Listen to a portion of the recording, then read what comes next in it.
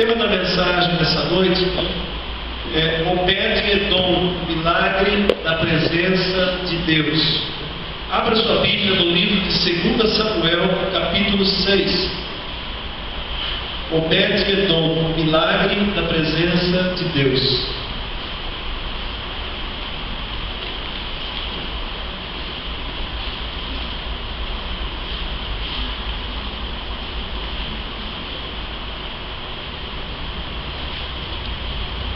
Segundo Samuel, capítulo 6,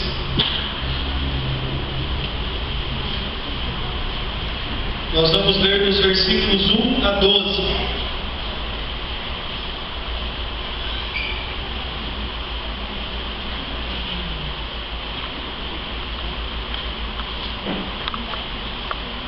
Amém? Tornou Davi a juntar todos os escolhidos de Israel em número de 30.000. Dispôs-se e com todo o povo que tinha consigo, partiu para Baalá de Judá, para levarem de lá para cima a arca de Deus, sobre a qual se invoca o nome do Senhor dos Exércitos, que se assenta acima dos querubins. Puseram a arca de Deus num carro novo, e a levaram da casa de Abinadab, que estava no outeiro. E Uzá e Aiô, filhos de Abinadab, guiavam o carro novo. Levaram-no com a arca de Deus da casa de Abinadab, que estava no outeiro, e Aiô ia adiante da arca.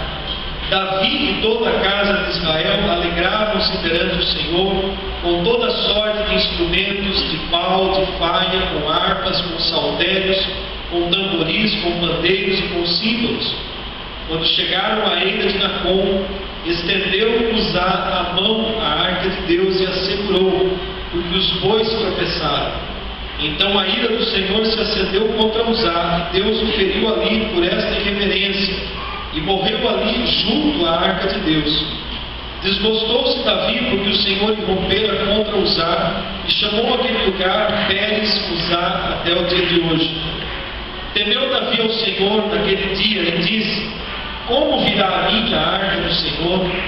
Não quis Davi retirar para junto de si a arca do Senhor para a cidade de Davi, mas a fez levar à casa de Obed-Edom, o geteu.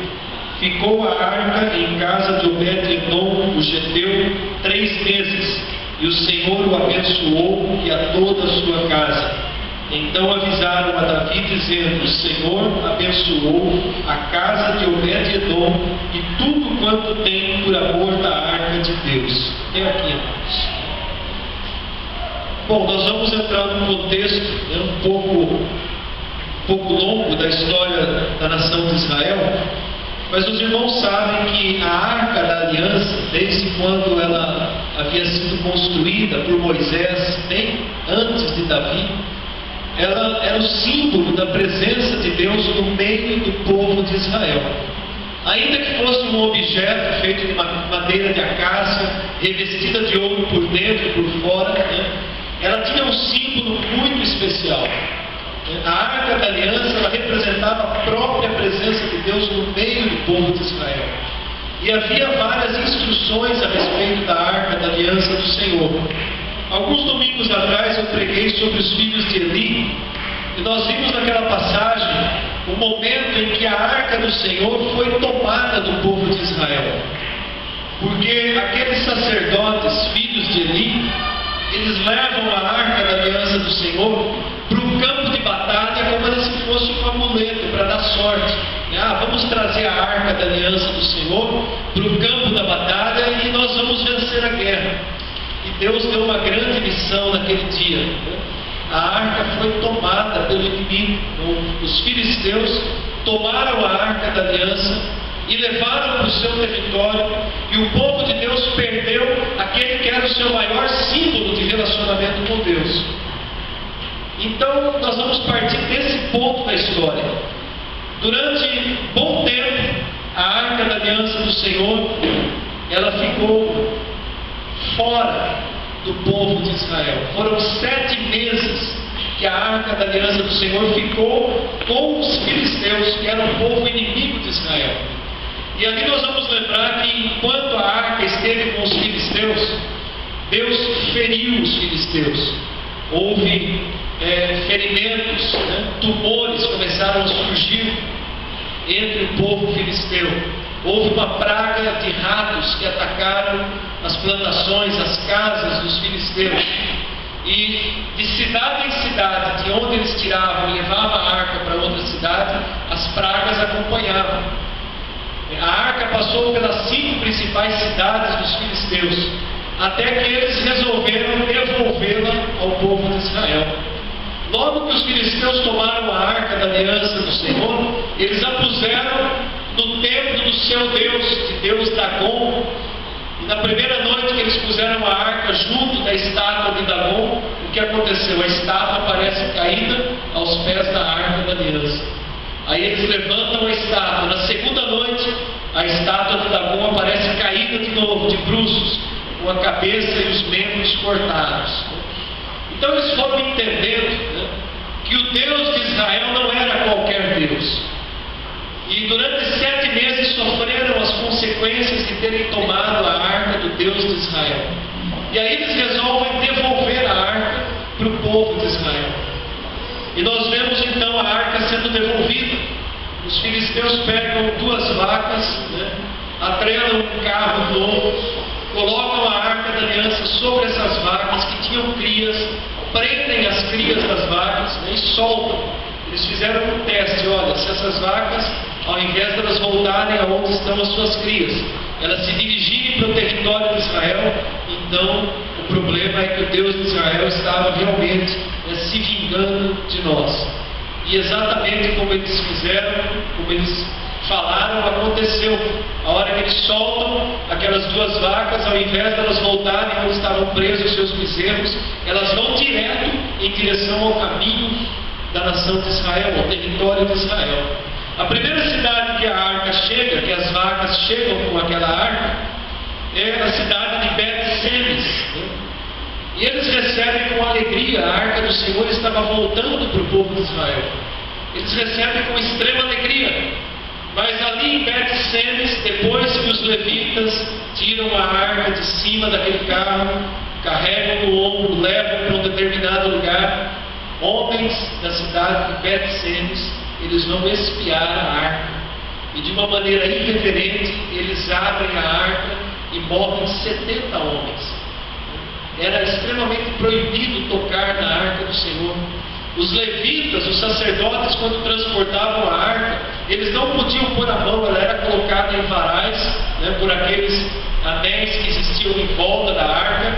Passavam-se aqueles varais e eles seguravam no ombro. Havia todo um cerimonial, uma forma específica de se carregar a arca do Senhor, porque ela representava a presença de Deus, não era algo qualquer para se tratar com irreverência.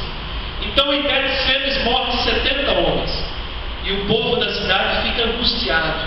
A arca do Senhor está trazendo morte.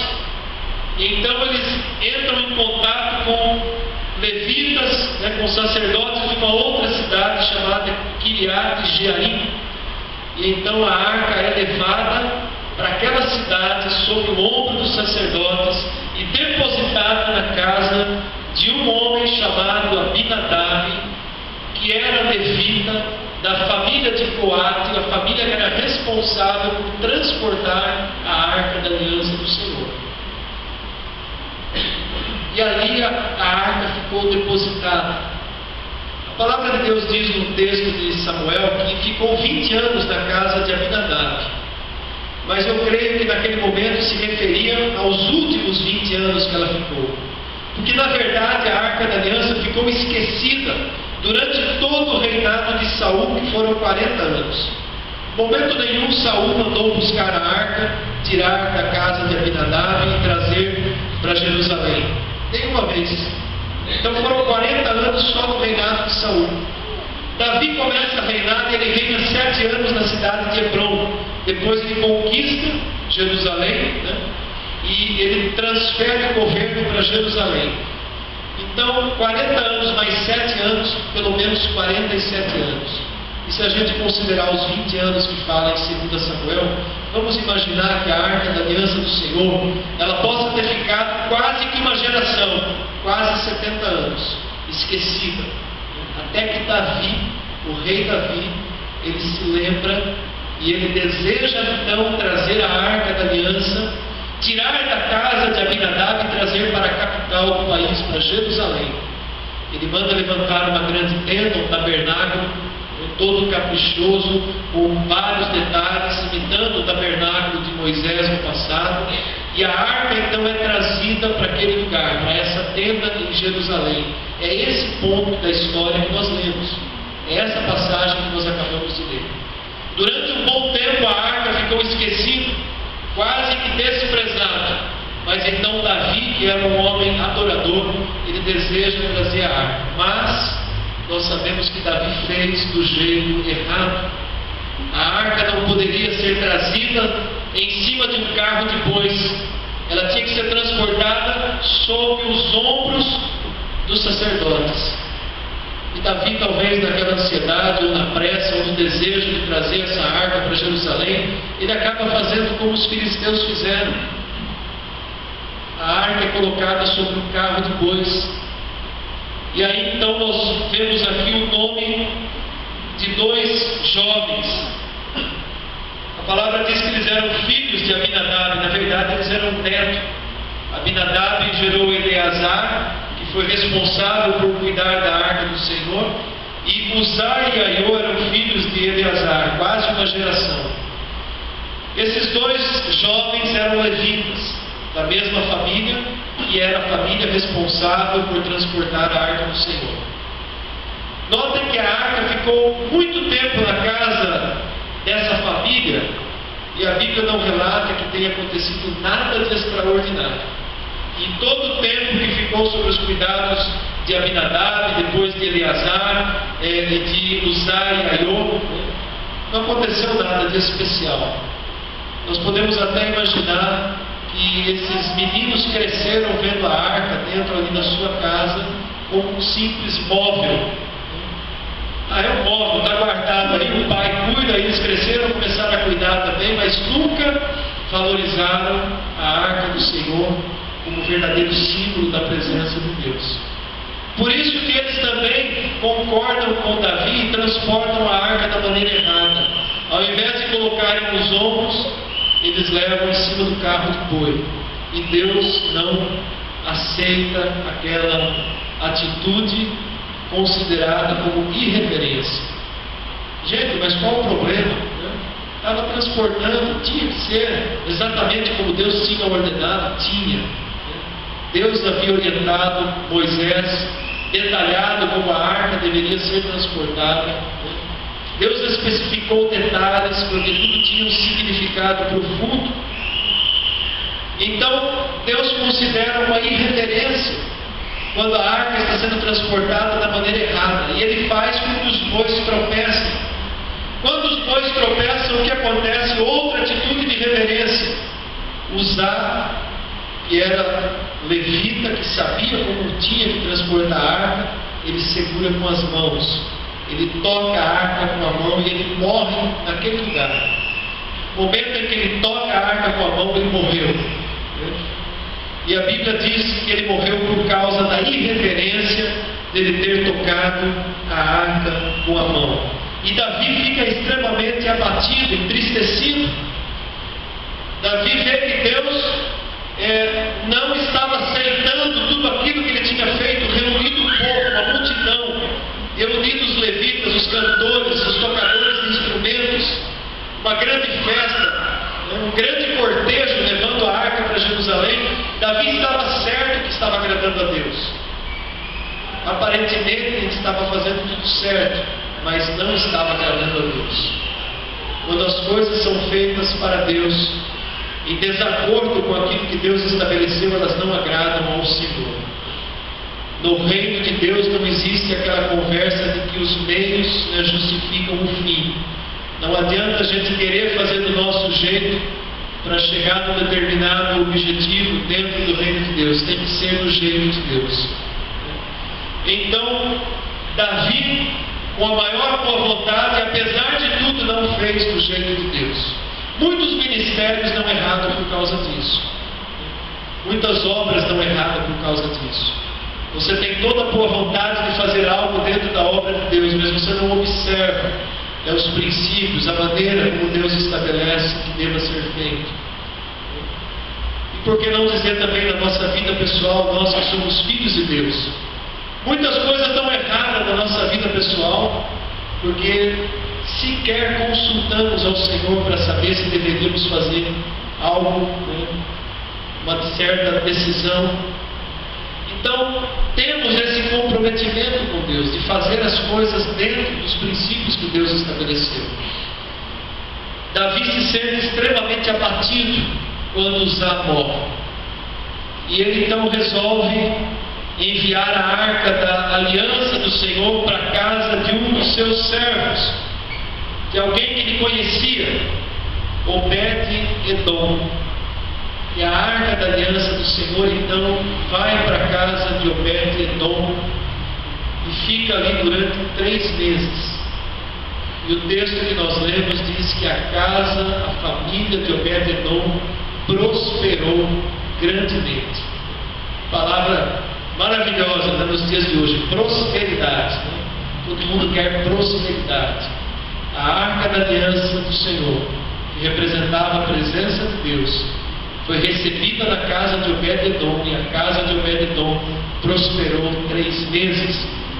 2 Samuel capítulo 6, versículo 11 e 12. E o Senhor abençoou e a toda a sua casa. Então avisaram a Davi dizendo: o Senhor abençoou a casa de Obed-Edom e tudo quanto ele tem por amor da arca de Deus.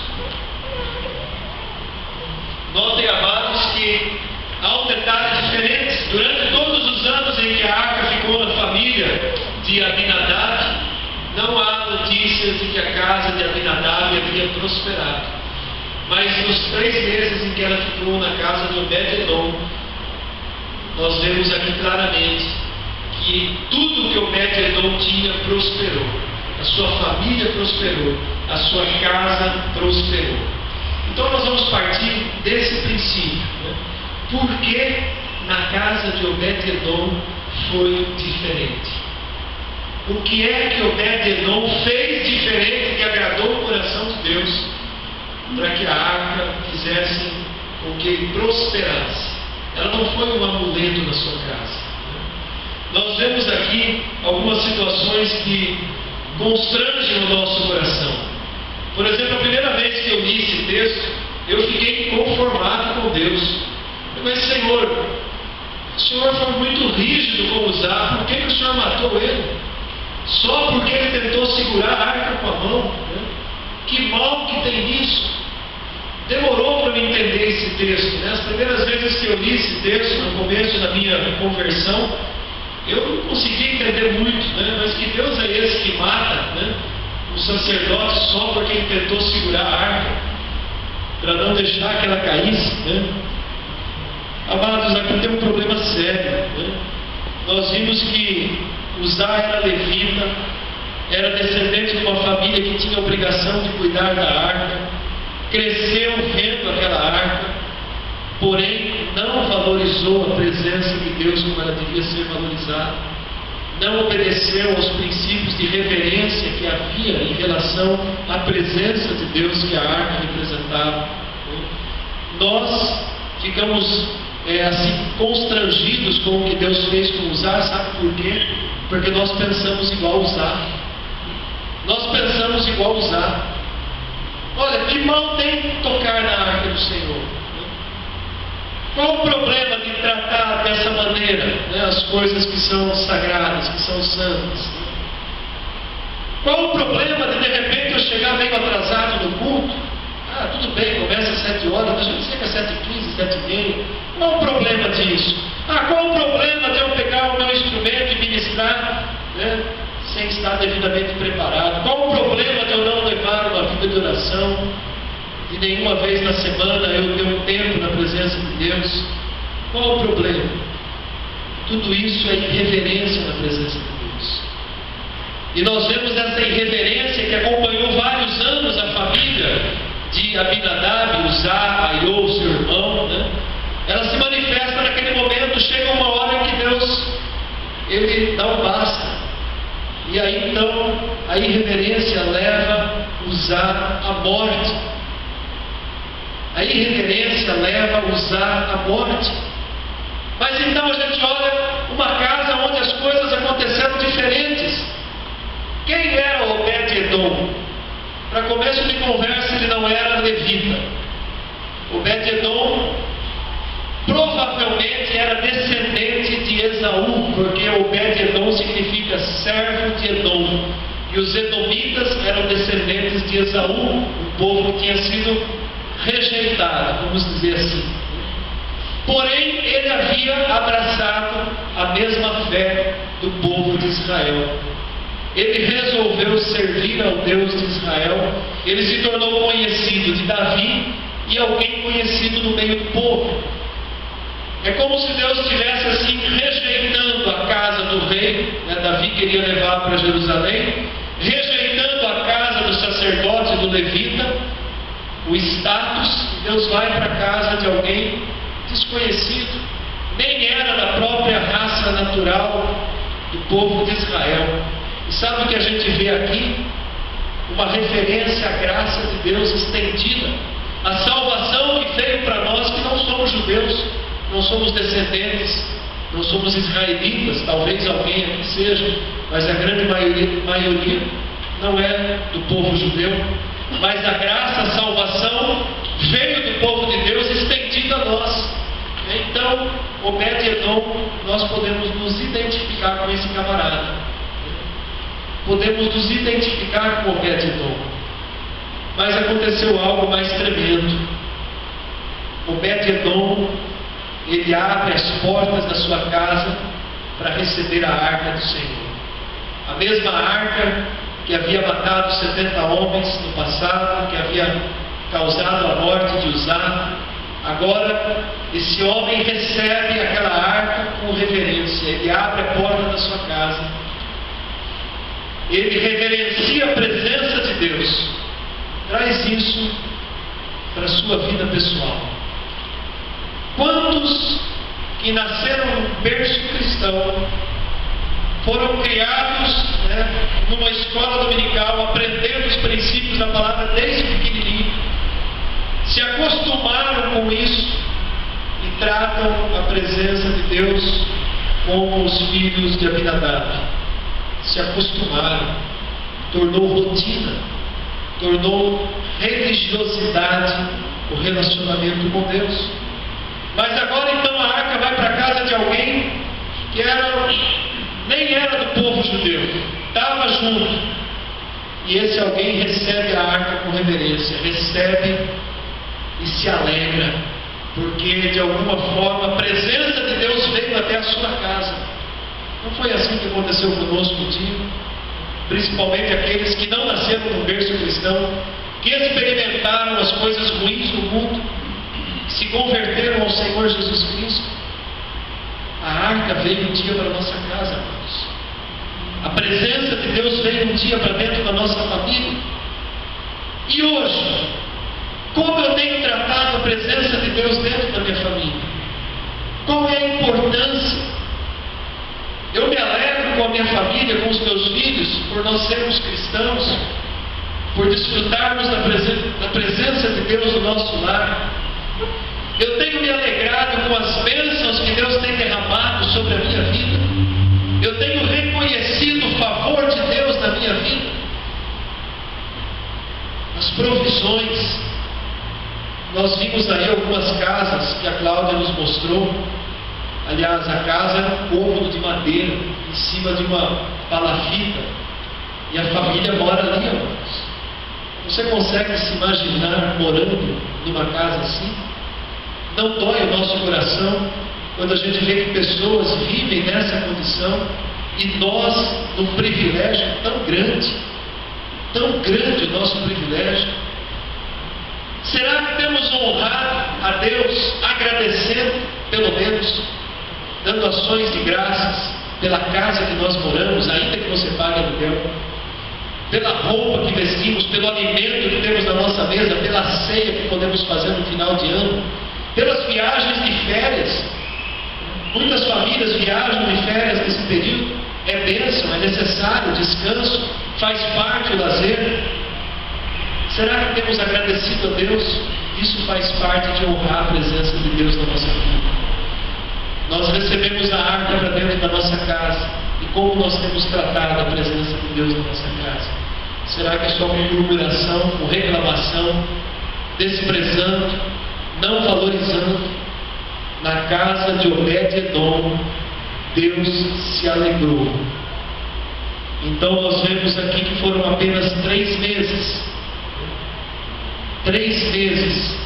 E a vida de Obed-Edom e a família de Obed-Edom foi transformada.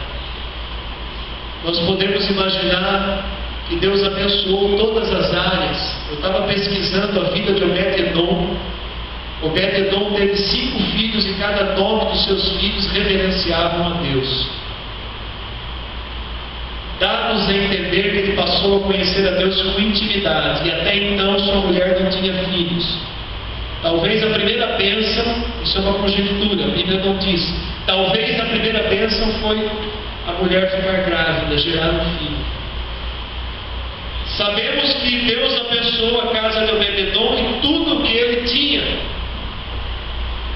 Há uma região lá em Israel que ainda hoje pertence à família de Obed-Edom.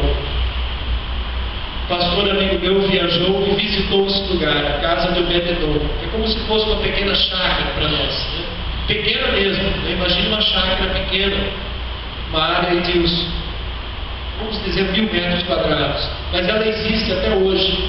Hoje eles produzem azeite, produzem um azeite especial também que é usado para unção, né? E muitas pessoas que visitam trazem, né, desse azeite para cá. Então a casa de Obed-Edom foi abençoada. Imagina que a plantação que Obed-Edom tinha na época prosperou. Os seus animais multiplicaram. Ele experimentou o favor de Deus de uma maneira tremenda, porque ele recebeu a arca na sua casa e honrou a presença de Deus. Mas amados, não para por aqui. Quando a gente começa a fazer uma pesquisa um pouco mais aprofundada sobre a vida de Obed-Edom, enquanto Davi ficou estudando como poderia trazer a arca para Jerusalém, a casa de Obed-Edom prosperava. Nós vamos ver mais adiante, né, que para Obed-Edom a presença de Deus era mais importante do que a prosperidade que Deus estava derramando na sua casa. Sabe por quê? Porque quando a arca é levada para Jerusalém, ele muda para Jerusalém. Ele vai seguir a arca. Obed-Edom começa a seguir o caminho da arca. Nós vemos algo tremendo, né? Em 1 Crônicas 15:18 diz que Obed-Edom se tornou um guarda da porta de entrada da tenda. Na época de Davi, talvez não estava mais se observando tantos princípios que se observava na época de Moisés em relação a uma pessoa estrangeira, não levita, poder auxiliar nos cuidados que havia. E Obed-Edom, em 1 Crônicas 15:18, nós vemos lá dizendo que ele se tornou um guarda, porteiro da entrada da tenda. Ele ficou próximo. Mas ele não parou aí, amados. O desejo de Obed-Edom de estar na presença de Deus era tão grande. E mais adiante nós vemos em 1 Crônicas 15:21 que ele tornou-se músico. Contralto, tem alguns tipos de vozes. Obed-Edom tinha a voz grave. Ele se tornou um cantor. E aí agora ele é convidado para dentro. Ele não fica mais na porta, né? Davi dizia: melhor estar à porta da casa de meu Deus, né? Muito melhor estar na porta da casa de meu Deus, né? Agora Obed-Edom é chamado para dentro, porque em 1 Crônicas 15:24 diz que agora ele é elevado ao ofício de porteiro da entrada de onde a arca ficava guardada. Eu fico pensando, aconteceu alguma coisa diferente, porque só o levita, só o sacerdote podia entrar ali dentro. Mas Obed-Edom agora foi convidado para ser porteiro, não mais da frente da entrada, mas já dentro na tenda. Olha que coisa tremenda, amados. Esse homem foi crescendo na sua intimidade com Deus.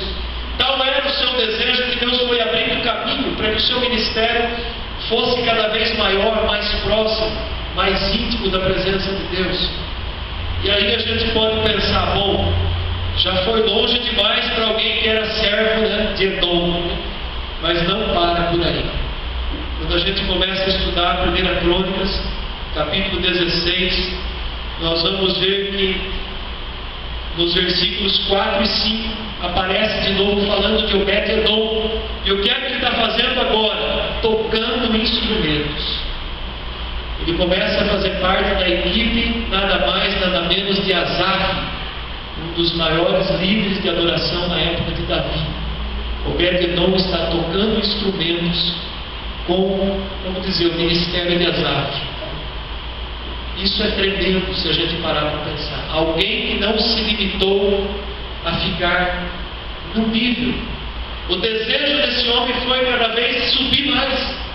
Podemos até trazer isso para a visão secular, natural. Quando alguém não se acomoda a uma determinada posição, profissão, você deseja crescer, progredir, prosperar. Isso é natural e é bom, né? Se especializar, estudar, buscar um alvo, um objetivo, né, Kátia? A gente viu isso no workshop com a Kátia ontem. É natural do ser humano querer crescer. Você traça um objetivo, você tem uma meta para atingir, é natural. Precisamos crescer. Mas não só na questão secular, amados. Obed-Edom, ele tinha os olhos nas coisas do alto, do espiritual. Ele foi crescendo. De quando a arca entrou na sua casa, ele foi crescendo. Ele foi prosperando. Ele não se contentou em ficar ali longe, ele queria cada vez mais perto. E aí a gente vê que não para por aí. 1 Crônicas 16, 37 e 38, Obed-Edom está liderando um grupo de 68, talvez jovens que eram preparados para a adoração. Ele se torna um líder dentro do ministério. Isso é algo tremendo. E ainda mais, há uma passagem em 2 Crônicas, se referindo já a um outro rei, que cita Davi. E Davi, quando cita Davi, diz que Davi chamou Obed-Edom para ser guarda do tesouro da casa do Senhor. Ele não parou ali. Ele ainda se tornou o guarda do tesouro, talvez para nós, o principal tesoureiro na época, que cuidava dos recursos. Isso é extraordinário, pensando que ele não era nem levita. Deus não fez distinção, talvez tenha sido uma exceção na história de Israel. Mas Obed-Edom, ele se torna um dos maiores exemplos e testemunhos para a nossa vida. Quando a gente começa a ver a caminhada desse homem, a vida dele, os detalhes da vida dele, você não encontra numa sequência, são vários textos da palavra de Deus. E finalmente há um texto que diz que a casa de Obed-Edom serviu ao Senhor por gerações.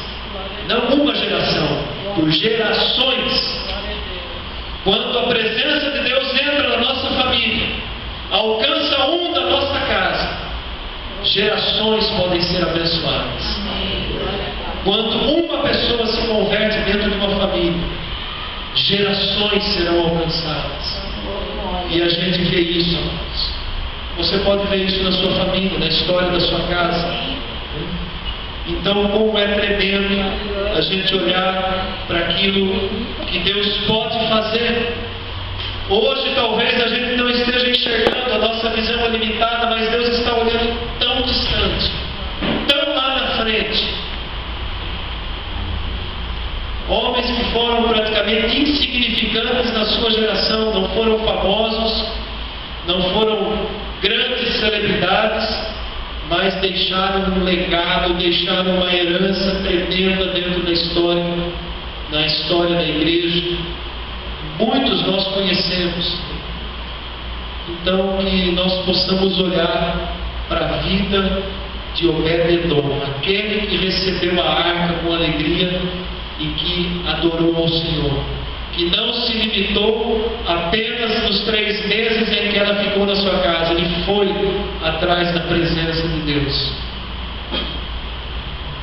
Ontem, conversando com o meu irmão Claudio Roder, ele estava citando de um pastor que foi professor dele, que dizia assim: toda pregação tem que ser cristocêntrica. De alguma forma a palavra tem que levar para Cristo, né, Cláudio? E aí eu queria encerrar essa mensagem levando a palavra para Cristo. Nós não vivemos mais no tempo onde se havia a arca do Senhor. Nós temos o privilégio de viver no tempo da graça.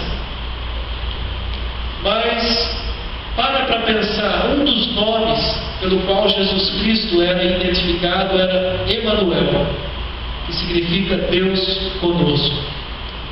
Qual é a presença que eu devo trazer para a minha vida hoje, para a minha casa? Cristo, o centro da minha vida, o centro da minha família. Então, quando a gente traz essa mensagem que era lá do passado, apontando a arca agora como um símbolo direto de Jesus Cristo. Aliás, quase todo o tabernáculo apontava para Jesus Cristo. E nós vemos o quanto que o povo de Israel reverenciava a arca da aliança, o que ela representava no meio dos homens. O que foi que o Pai fez? Enviou o seu Filho em forma humana no meio dos homens.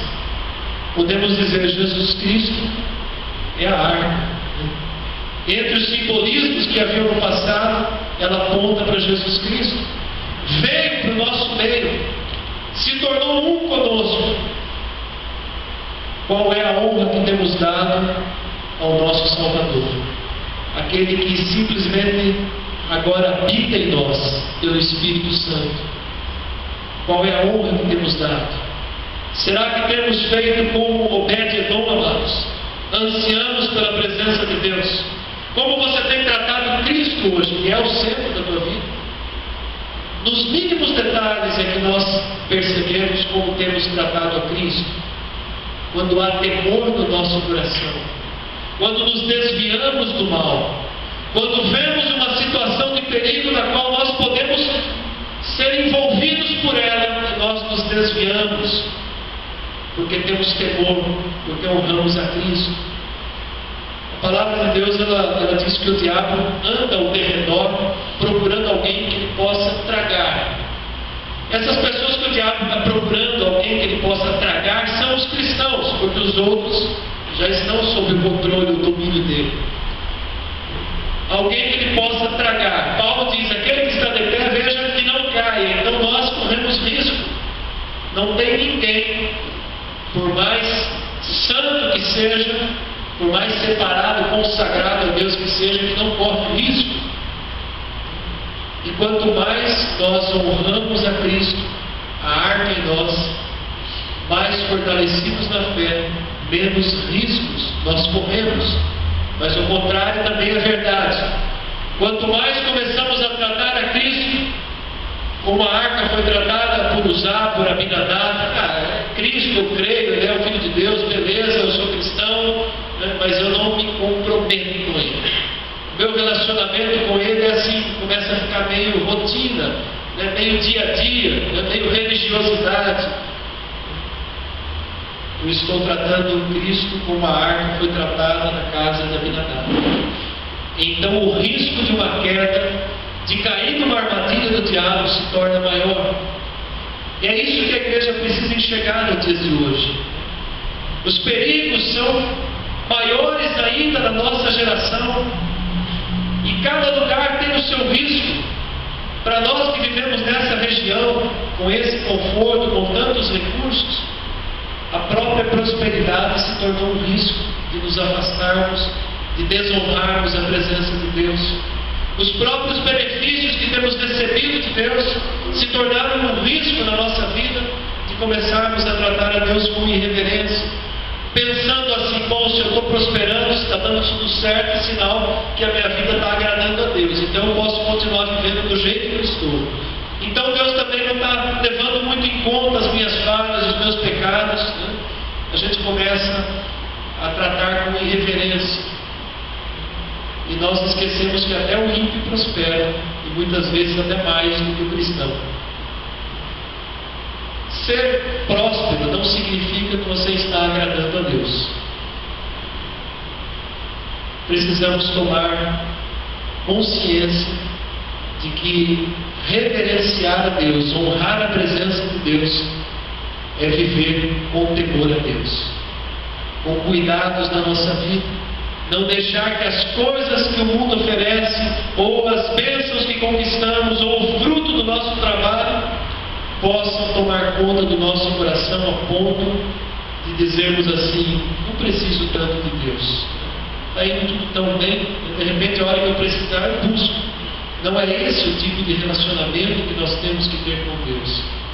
O relacionamento que nós temos que ter com Deus é o relacionamento que foi demonstrado na vida de Obed-Edom.